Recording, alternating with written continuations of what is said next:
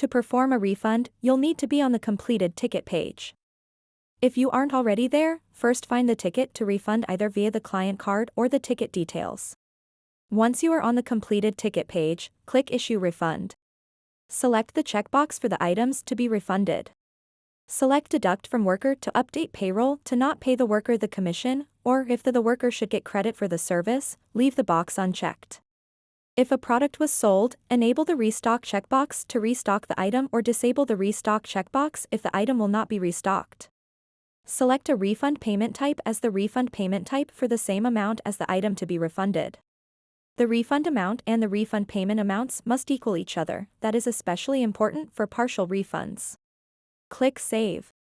Important note: Clover refunded transactions will be logged as a Clover manual refund within Inspire and will need to be manually refunded from the Clover device. See pop-up upon save for more details.